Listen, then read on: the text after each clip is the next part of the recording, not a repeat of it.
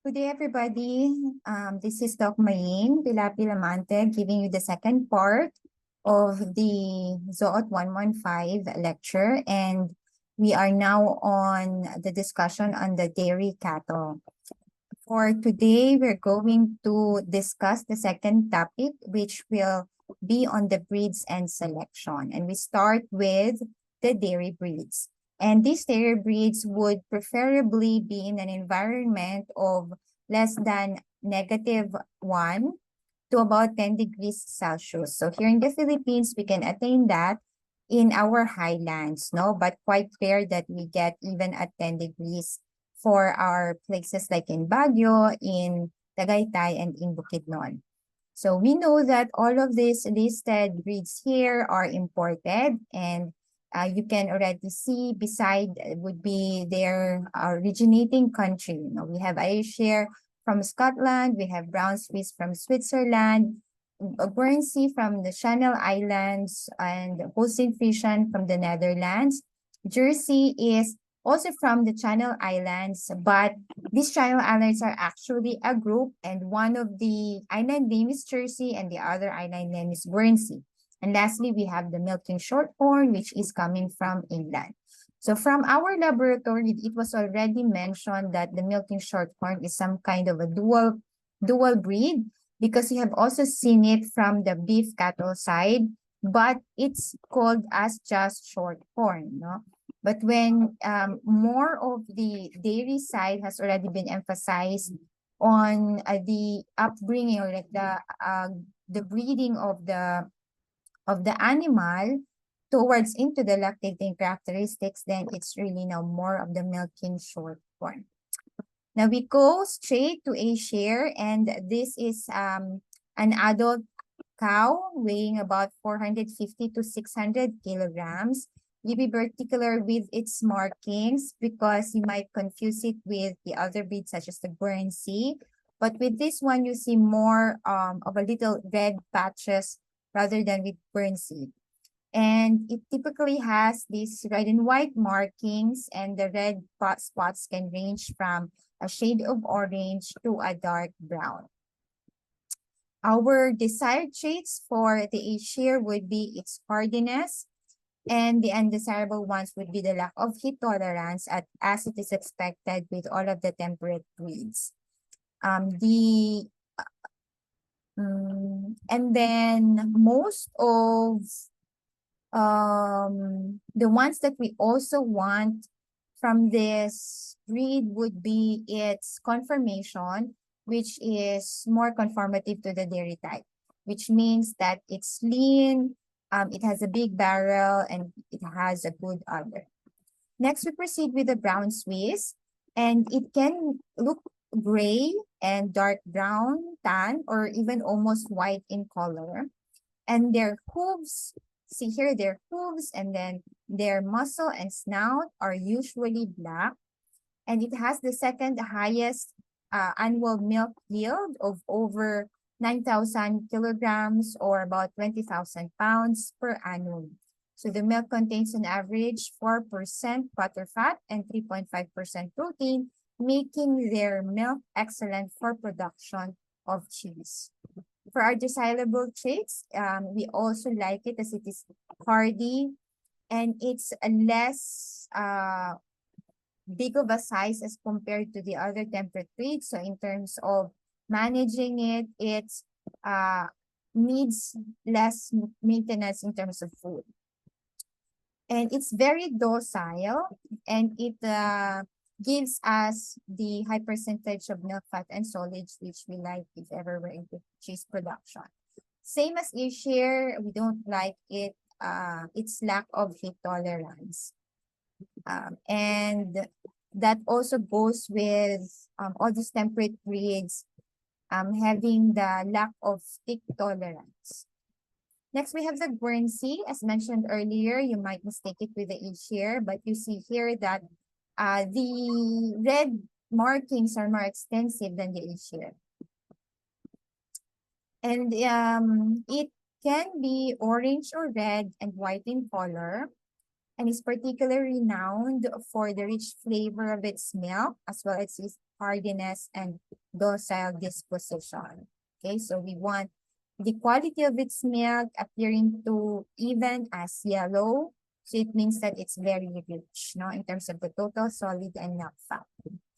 Next, we have the Holstein Friesian, and it appears mostly black and white, although there's already a variation that we call the red Holsteins, okay? And it's quite distinguishable for the expert, no, dairymen, dairy people, to differentiate it from Ayrshire and Guernsey, even if it's a red Holstein, because of its frame, because of its height, okay? And it's very quiet and docile. It is known to be the highest milk producer, and it's also desirable for the beef and veal production because the frame of this animal is big, really big compared to the Guernsey of the aforementioned breeds. So if you're going to sell it for meat, so it's like a dual purpose after serving its job as a milk producer, you can sell it for meat, and still you can get a good residual value out of it because it's a big breed. The trade-off of the volume would be the milk fat, which you can get at the lowest coming from this breed. And same as the others, they are not heat tolerant. So next would be the Jersey, okay?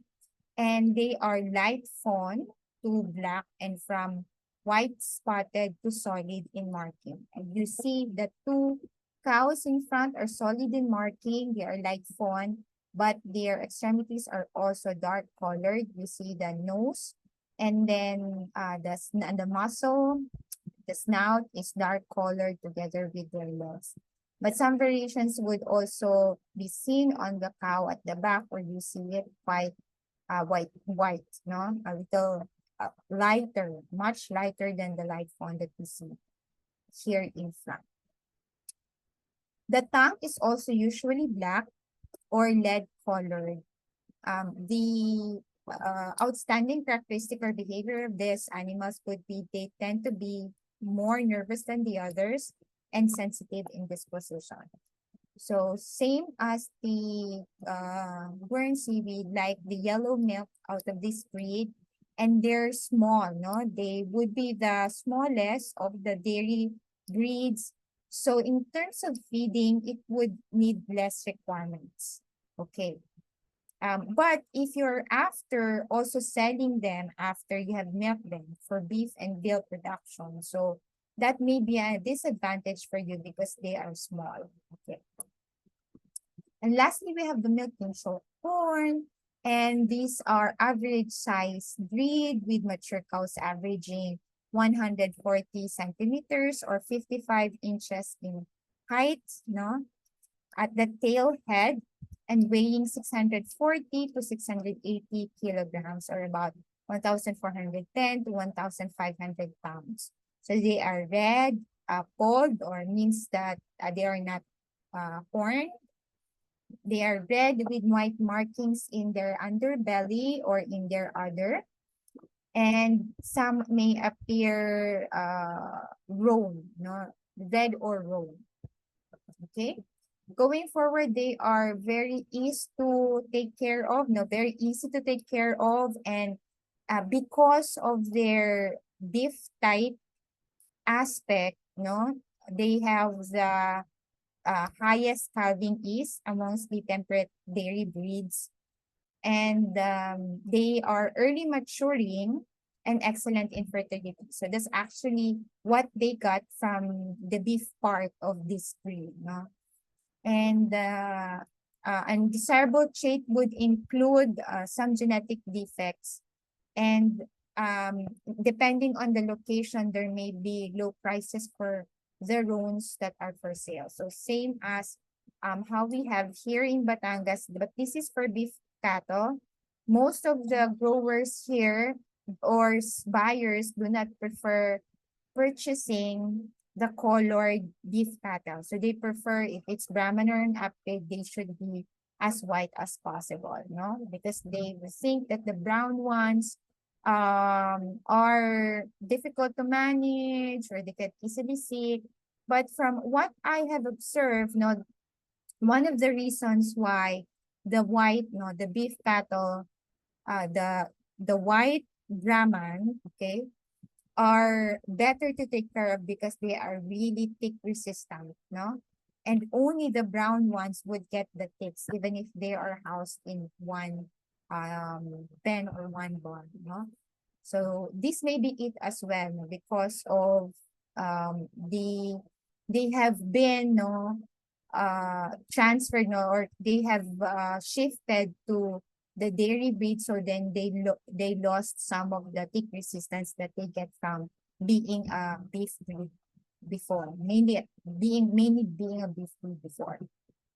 Now we go to the tropical dairy breeds, no, which would preferably be grown in temperature of above 10 degrees to only about 27. But we understand that even here in the Philippines, no, we have higher temperatures than that could even reach up to 39 or 40, no, even during the summertime. But even so, no, these have been identified to be those that can be thriving even in that hot time, hot temperature. Now we have the gear. It's originating from India, and this has been extensively propagated even in Brazil. So you see a big population of the gear already in South America. And then we also have the Sahiwa, which we have crossbred with our Holstein Friesian. So we can intermix it, and have the hybrid vigor of getting the high milk producer and still be tick tolerant and heat tolerant. Okay. And that's also coming from Pakistan. Then we have the red Sindhi because the usual Sindhi is white. And then we have the Tarparkar, which you may mistake as the Brahman because of the hump and then its conformation and its color, no? And some literatures would note that Tarparkar originated from Pakistan, and some would say that it came from India because it's coming from a province or a place where it's in the border of the two countries. So that's why they're really competing on where the originating place would be. Okay. We have several coat variations for the gear. Now you see here we have more solid ones, and then from the red, brown coat color to white. So we have several variations. To some with several spots. Okay. Mostly the color is shining red to spotted white. The skin is soft, thin, and glossy. So occasionally, animals which are predominantly white with red spots are also seen. So the most unusual feature of the gear is their convex forehead, okay, which acts as a cooling radiator to the brain and pituitary gland, which is the source of growth and reproduction hormones. So these animals have a big head with prominent bulging shield-like forehead and a long face. So the ears are long and pendulous, okay, opening to the front and resembling a curled up leaf. Deer ears rather are very large and are an excellent fly and insect swatter. So the horns are set well back on their heads and thick on the base, and they grow downwards and backwards with an upward curve. Okay, so these are already your distinct features. So their skin is darkly pigmented, as mentioned earlier, very loose and pliable. They can twitch it anywhere on their body to dislodge insects and have a whip-like tail, which is deadly on insects. So they sweat just like a horse. Okay, that's your gear. And since the gear is actually, the originating breed is from a beef breed as well, that's why you get these desirable traits because of the originating beef breed. So you have them as hardy animals. They have food covering is, they are early fertile, and they are gentle. Okay. So the undesirable part of this breed is particularly the low milk production. Okay. And it has been proposed to be imported here coming from Brazil during the time of DA Secretary Piñol, Manny Piñol. But I am one of those that do not agree because I have seen some milk production data of this breed, and they would not be the best breed to use here in the Philippines because they will not improve the milk production of what we already have. No, I'd rather stay with what we have, which is Holstein Friesian Sahiwal. And if you care for them right, they will give you better milk even from this year. No, so I was one of those that who also opposed bringing this gear here in the Philippines. So next one would be the Sahiwal. And they would appear reddish brown with or without markings. So the very common Sahiwal breed is having the solid brown color, okay, or solid dark brown color. So the body is heavy symmetrical with loose skin, and the neck is short and lean with the dewlap, while the dewlap is large and heavy.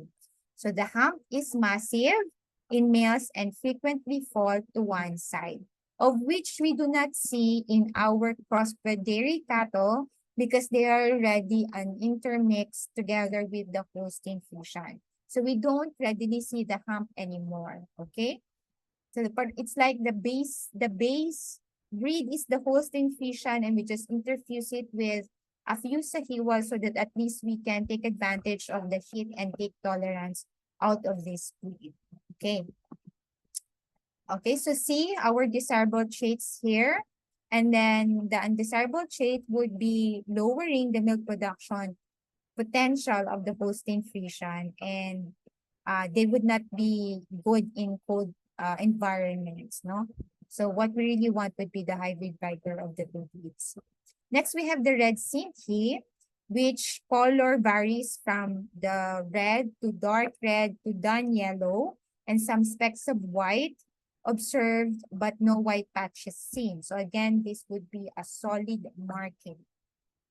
And it appears brighter red than the Sahiwal. So that would be your distinguishing factor because you see that they also have a hump here and then a large and have a dewlap, and the neck is short and lean body.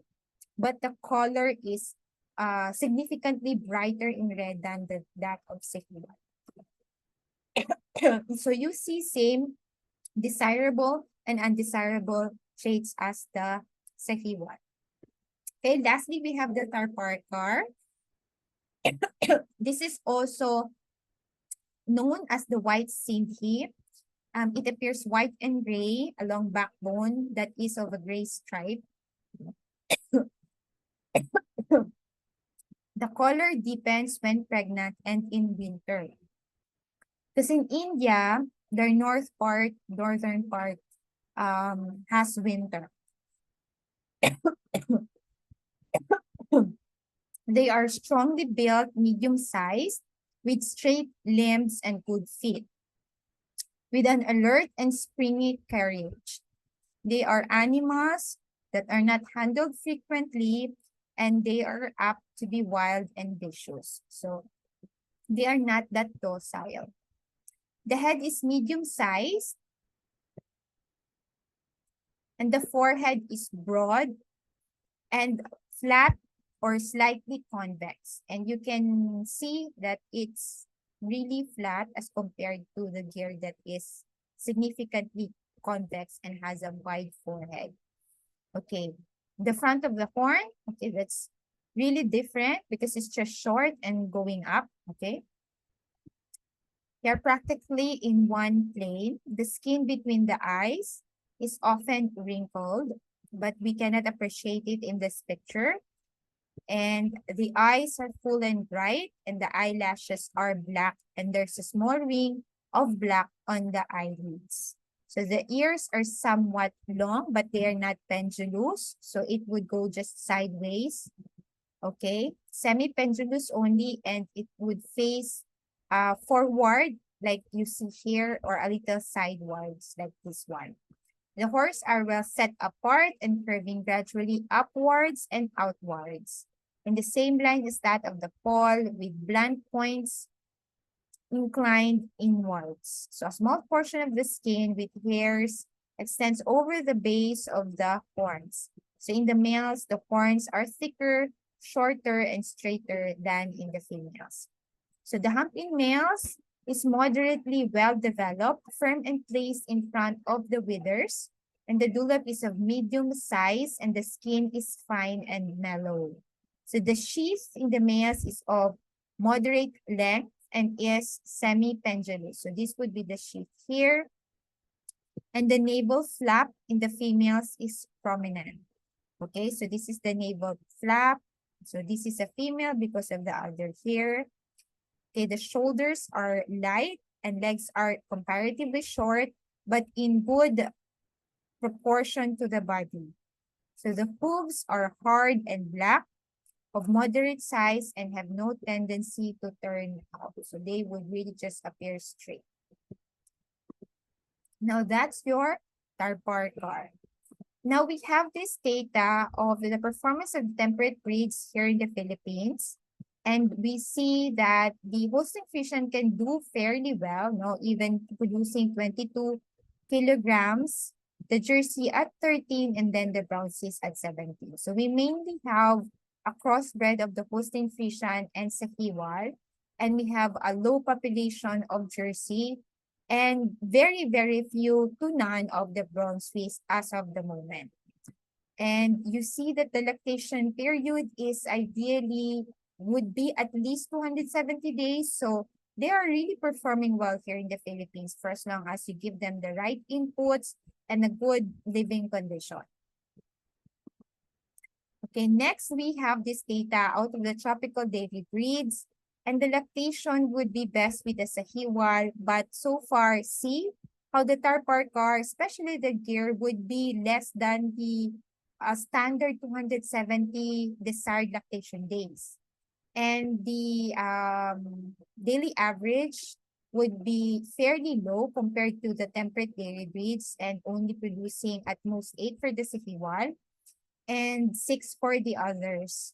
The national daily average is actually 8. Okay, so at least that's that. But honestly, let's not be happy with 8 when we can get 22, right?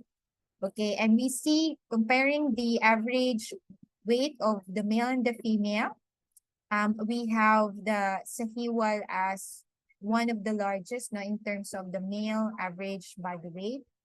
But the red Sinhi would be at the fair bottom. Okay, that would be the lightest.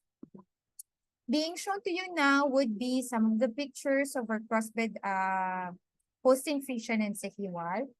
And you can appreciate how high the Holstein component would be because of the appearance of the spots.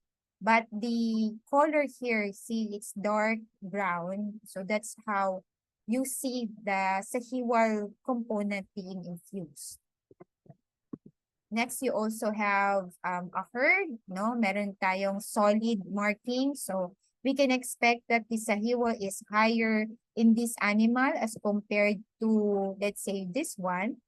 But all the more I can generalize that the Holstein Friesian percentage of this herd here is not that high yet because we still see a lot of the solid colors and they are dark brown, no? This one solid black. So for Holstein Friesian, you would really see more of the spots, more white rather than the black one. Okay. And now, okay, this is to show you the breeding program by Dr. Abilay. And the end goal is to produce a breed of our own, which we call the Philistine. So this is a Holstein Friesian with a Polled Cebu, our own Polled Cebu. and producing our very own breed of Philistine. Okay, so this would be how it will be done to produce our F3 Super Philistine right here. And another breed to be originating will be the Philcy. So we'll be infusing the semen of a very good Jersey to a Jersey-like native female. But it is a native, no? Jersey-like, it just means that it has the similar body weight, no? Similar frame as that of a Jersey. So when we have the offspring, and during the parturition of this Jersey dam, then it will not have any difficulties, okay? So that's one of the reasons why we would choose someone like this one. The end result would have the F3 Super Philcy, okay?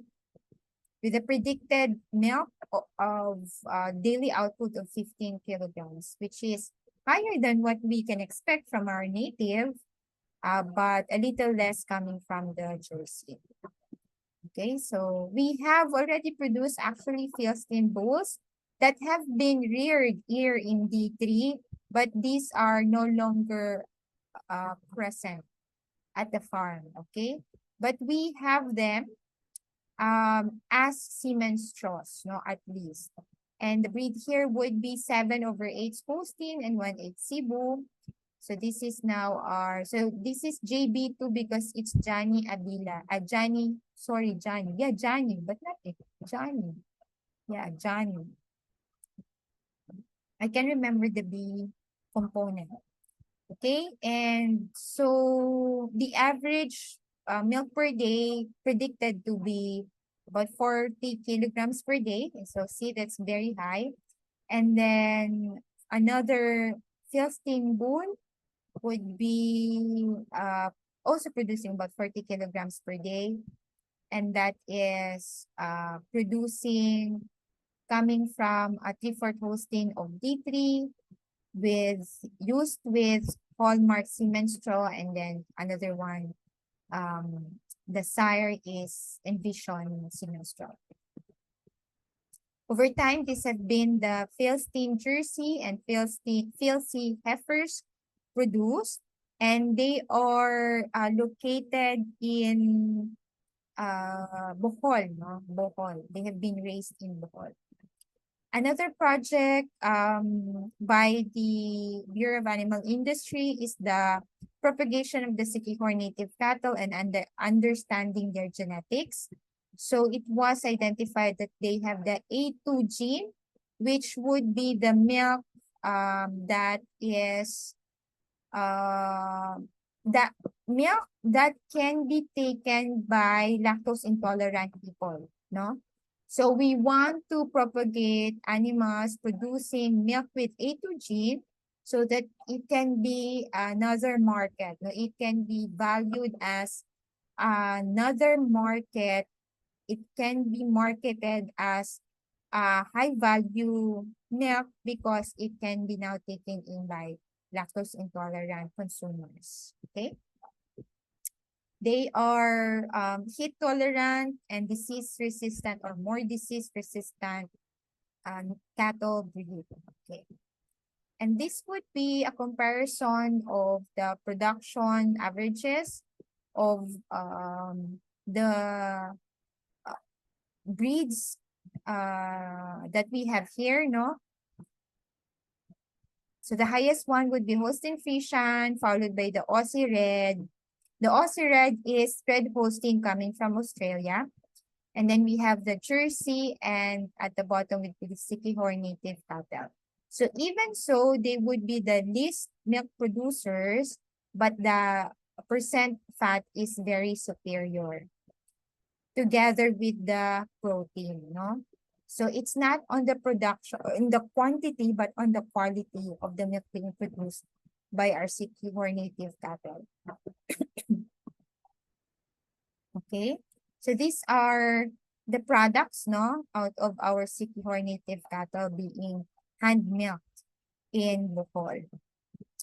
Going forward, this is how we select our dairy animals. So we have to look in our records and evaluate the animal itself, the pedigree, and then the progeny. And that is how we plan our herd going forward if we want to upgrade it, if we want to improve it over several generations. The parameters that we look into in the records would be the milk yield, the fertility, which is looking into the calving is the percentage of having smooth delivery or smooth parturition, the growth rates, the birth weights of the offsprings, and the health status of the animal. It's very important to practice good record keeping, otherwise you will not be able to measure your parameters and you will not know how fair you're doing in your operations. So this is an example of a pedigree, and this is what we usually get if we import animals from Australia. This would come in together with the animal. So the front page would show you the production parameters, and then the back page would show you a picture, and then the family tree of this particular cow. So the parent, the sire is the Martini attitude, which was an ET animal, a red Holstein, and some of the other genes that are present in this sire. And then the dam is coming from the pines and the sherry, etc. No? Okay, so that is how you read it. And the progeny now is also looking into and analyzing the offsprings and how the offsprings are fairly doing in their production. So to differentiate the pedigree is looking into the past, looking to the past, the ancestors of that particular animal, and the progeny is looking into the future and taking into consideration the performance of the offspring of that animal. Okay. Moreover, we on the particular cow, dairy cow, we have to also consider if it has a good dairy temperament, apparently healthy, no physical deformities, and the dairy type confirmation, which I mentioned earlier, such as it has a good barrel, a wide barrel, a very good udder, and it's round, it's fairly round. Uniform in size and functional needs. Aside from the body condition scoring, when we handle dairy cattle, we also do body trait type, and that is measuring how dairy that animal is. It's not being practiced here in the Philippines, but they do this type of record keeping in Thailand.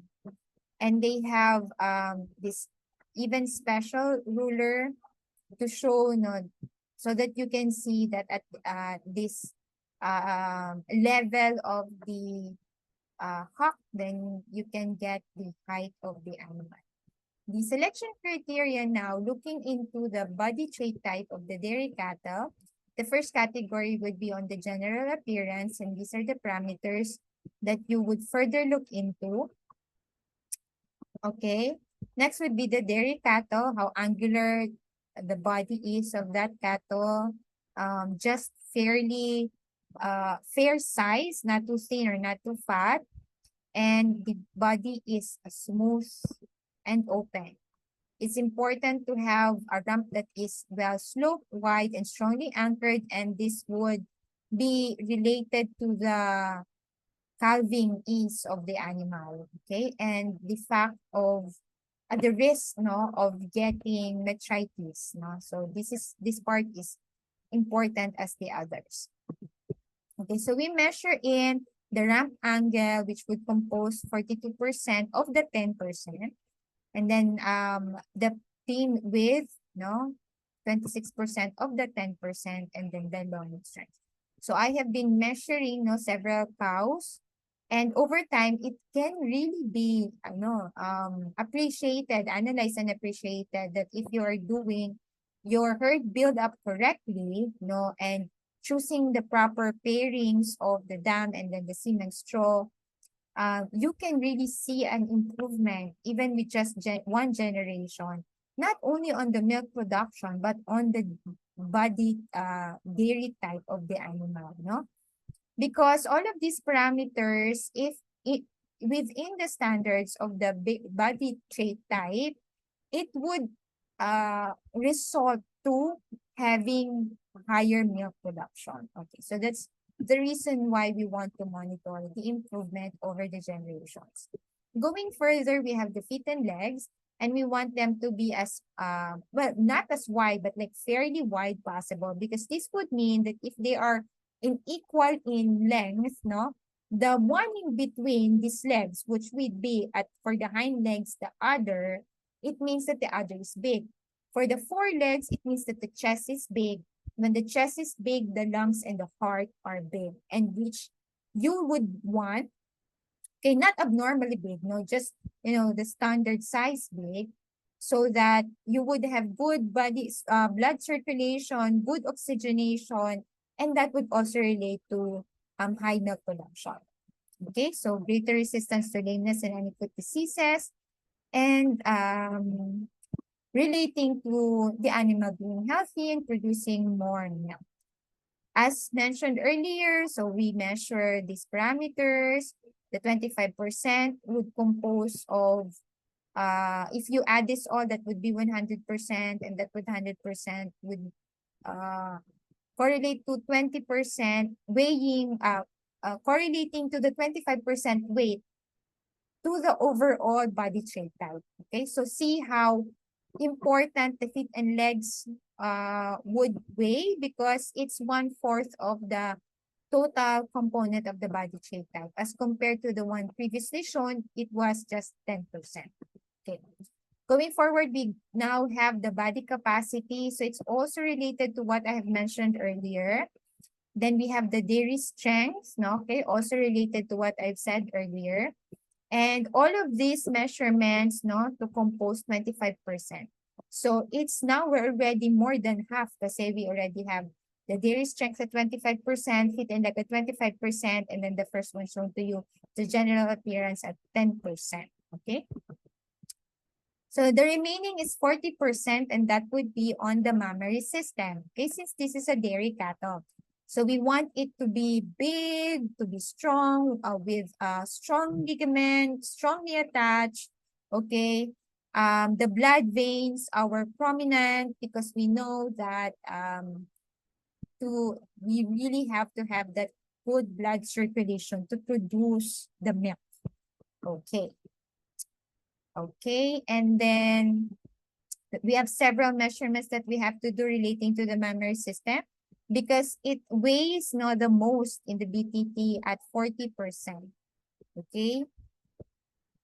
So for beef cattle, you don't do this, no, because you do not need to measure the mammary system, and it's not really mainly focused on the ability to produce the milk. So there's no body trait typing. Okay. After that, we also have to learn how to select the bull, and we look into the records as well, because they should be of good value.